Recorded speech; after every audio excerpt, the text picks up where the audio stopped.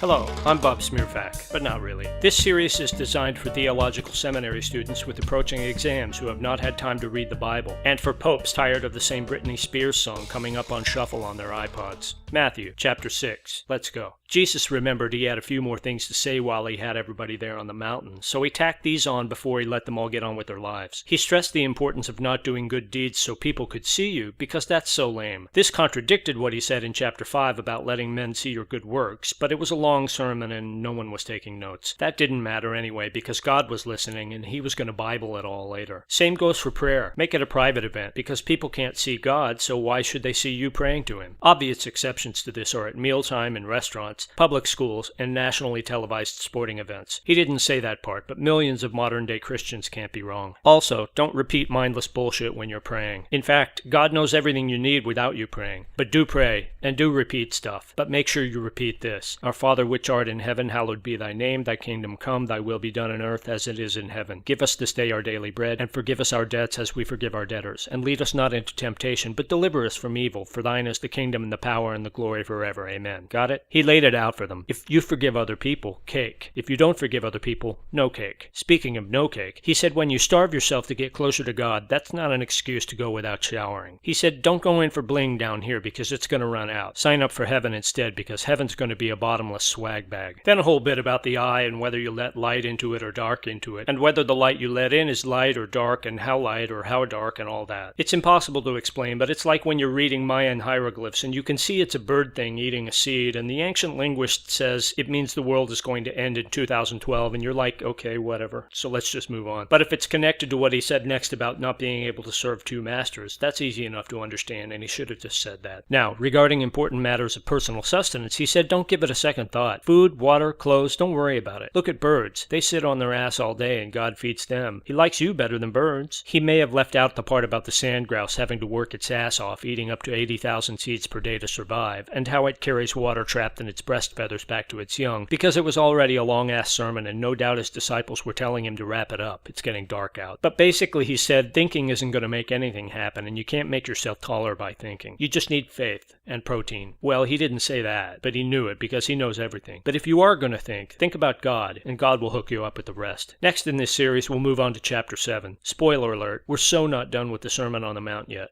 As always, I'm not a religious figure, but if you want me to save you, or damn you to hell, I'll do my best.